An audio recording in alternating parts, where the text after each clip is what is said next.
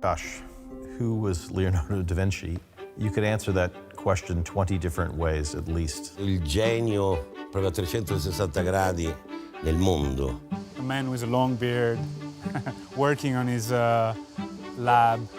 He was one of the most relentlessly curious men who ever lived. The greatest artist of all time. Once you start knowing him, things get much more complicated. There's so many things to so many people. I was very surprised knowing the scientist he was and the philosopher and the incredible artist of drawings. Leonardo da Vinci era tanti uomini in un solo uomo. An astronomer. Un musicista anche, un architetto, sapeva tutto, sapeva costruire le macchine da guerra. Engineer, botanist, biologist, anatomist. An observer, so much. He was an extraordinary polymath. He was a chef, he was a composer. He wasn't just a painter or a designer. He was always ahead of time. He was a genius. He was always in search of the right questions and the good answers. Very clearly he fits into the category of genius for me. Leonardo is a real enigma. I think he was very much an outsider for his times. He was an illegitimate child, he was a gay man. And even if he wasn't necessarily struggling with his identity himself, he was certainly struggling with how best to present that more widely. I don't think you'll ever fully get the real essence of who he was, but that's the great thing about him, you know? Unraveling the complexity of this man, you wouldn't do it in a lifetime. I don't know who Leonardo da Vinci is. We're finding him because it's such a complex character. We ask ourselves that question every single day.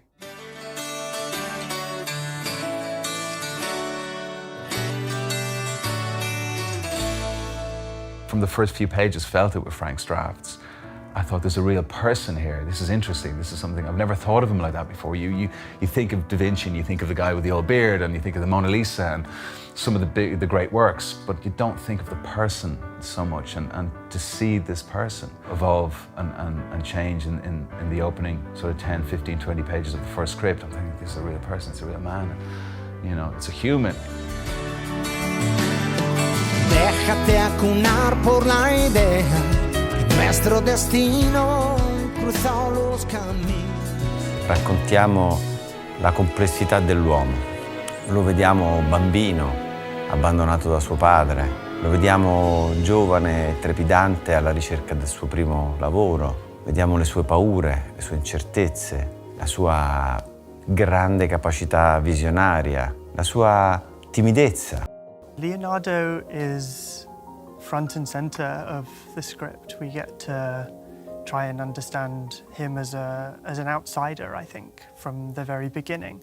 I think he's very much a different representation of masculinity on screen that all of us should strive to understand and to watch and to put out there in today's world.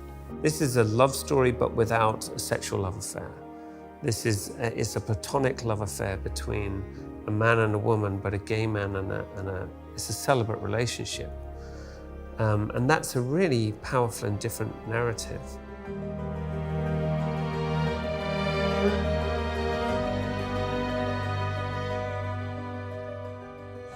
Leonardo was someone who found his salvation in art and in his own imagination, and he put that above other people, above life and love.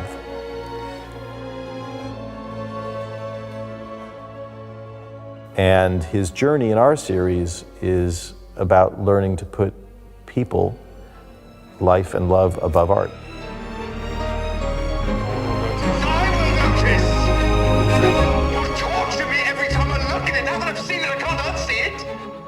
I had no idea who was going to play Leonardo. It's obviously a really difficult part to play.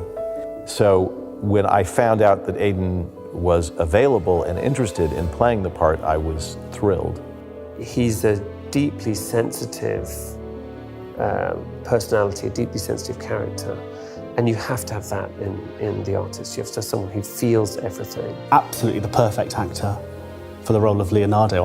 I've never been able to think of anybody better. to be able to convey his intelligence and the enigma of Leonardo, the mystery of where his genius comes from, that's something not every actor can do. And I think we all felt really confident that Aidan could deliver that, and he has. Una idea especial, tu emoción y colore. That's a lot of pressure, you know, in preparing to play Leonardo, but I mean, that's what attracted me to the part as well. Yeah, it's terrifying.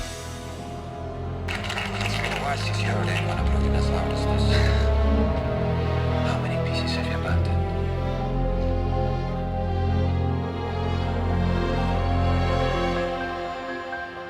But we don't know what he was like, you know. We don't have YouTube videos of him. He wasn't on political campaign. We don't have any. We've never heard him speak. We've never seen him walk. So you can start to create this person, this human, you know, behind all that work. So I mean, that was the exciting part too. You're not mimicking a famous person that we're all aware of. We're with all the work and with everything we know about him, we're sort of starting again.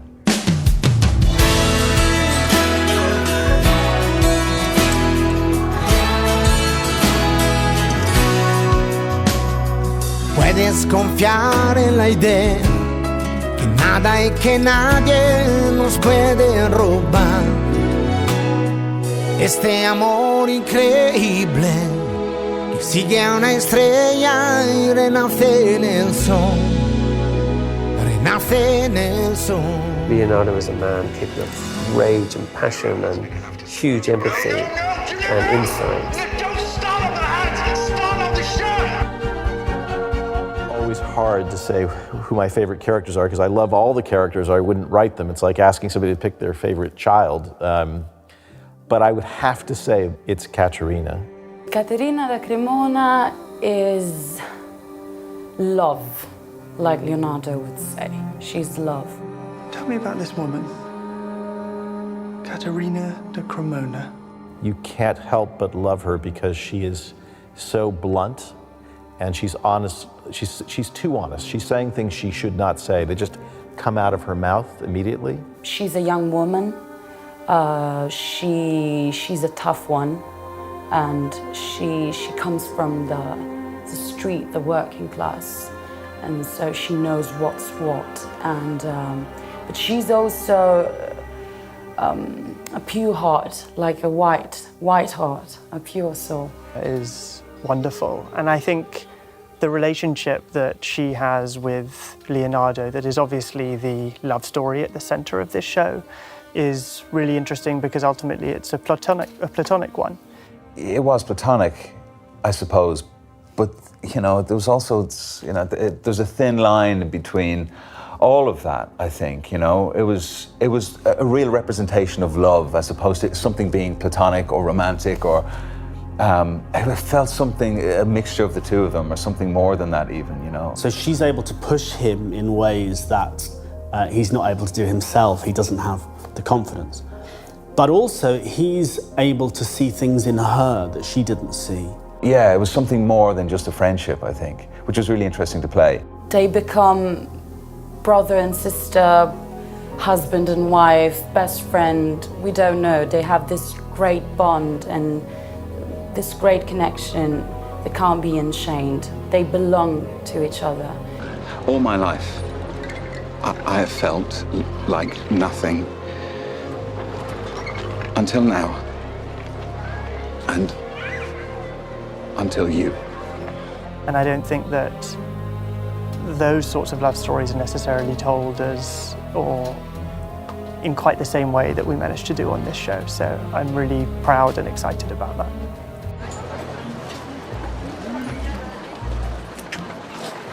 And she's like a key that opens him up and begins to allow him to show his art to Verrocchio, to be recognized as the most talented apprentice in the studio.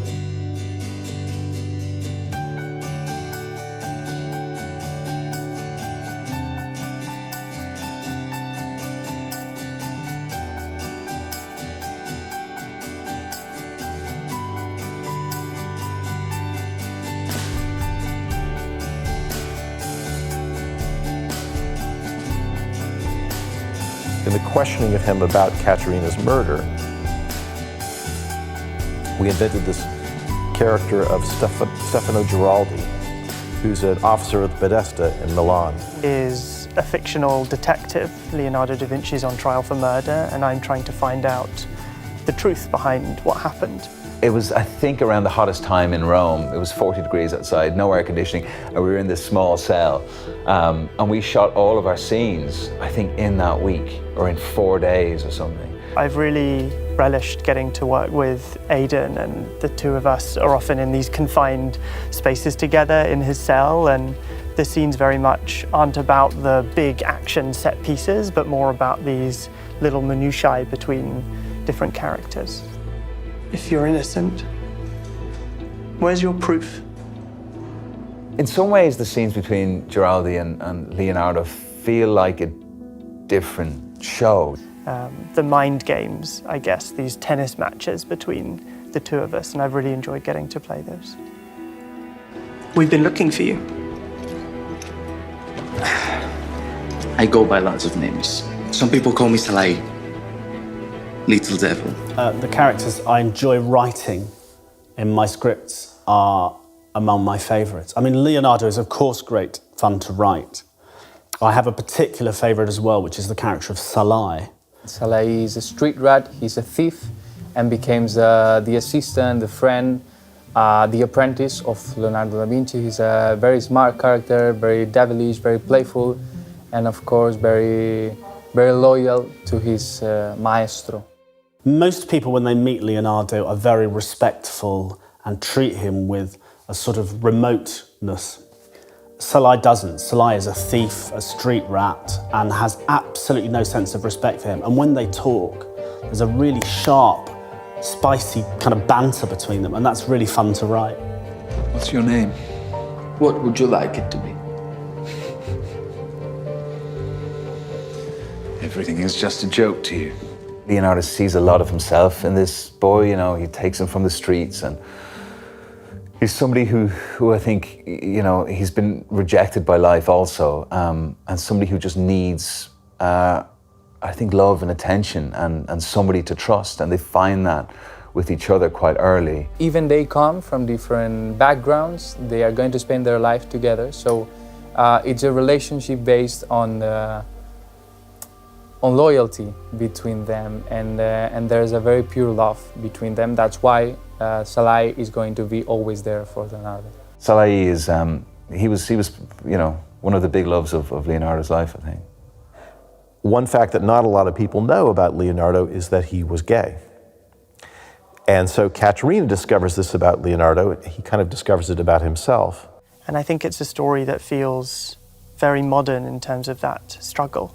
You know, here is a guy who encounters all sorts of problems in his life. He has very difficult relationships, problem with his sexuality, terrible problem with his parents. He had a very difficult upbringing. He wasn't brought up by either of his parents, and he was really mistreated by members of his family.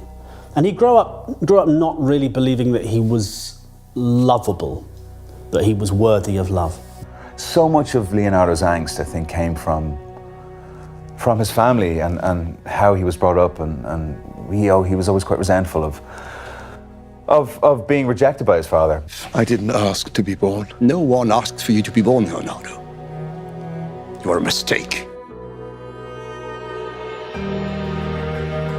He had several kids, but he never very recognized Leonardo. Understood later he was a vegetarian, gay certainly, so he was very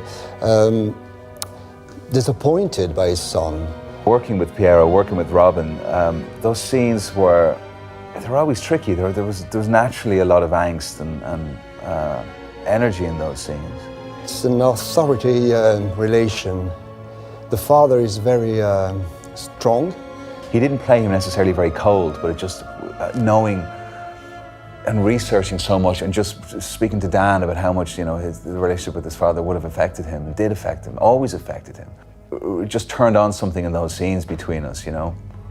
But he tries to understand his son, but he can't very well understand him. And maybe it gave Leonardo some strength Of course, it distracted him, but it gave him strength, I think.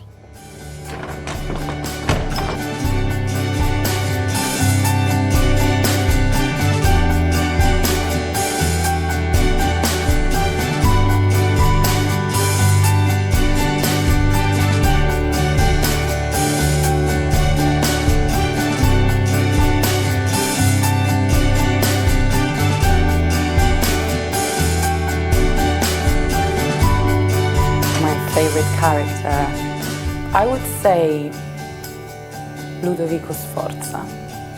I don't know why, maybe because I love James Darcy and I love his Ludovico Sforza. I think the relationship between Sforza and Caterina is very interesting in its complexity, but ultimately it felt to me like it was a power game. It's your choice, of course.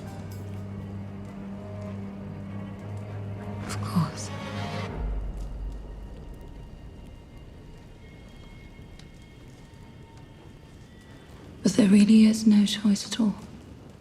Yeah, James was fun. James is a great guy. He's one of these actors too that's from straight away just embodied he was the character, you know, he just felt right straight away. And he brought a lot of humor to the role too, which was brilliant. I felt right. You are Leonardo? Do you know who I am? Yes, Your Grace. One of the really exciting things about playing a character who is, you know, in charge is actually you don't have to do anything. Everybody else does it for you.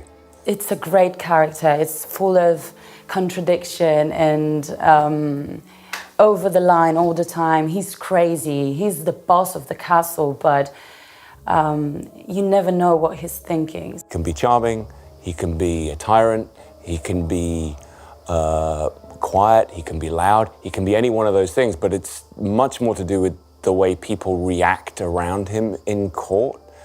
I mean, I think a menacing guy and scary person to have around, but, you know, I think he's a patron of the arts, and I think it's, for that reason alone, is somebody that Leonardo appreciated, you know? I think he challenged him. I think he opened his imagination to some extent, and I think he did push him in ways that even a genius like Leonardo da Vinci needed someone to keep pushing him forward, because every artist is plagued with self-doubt, and the show explores that quite a bit. So Sforza was the person who was there to say to him, no, it's possible, do it, do it, do it. Whenever you make a film about a real character, it doesn't matter if it's Mahatma Gandhi or Muhammad Ali or Leonardo da Vinci, it's terrifying. They're people that everyone has some idea of. And you are going to be judged harshly, whatever you do. You know, there's no perfect version of this character, there's just the version that you can present.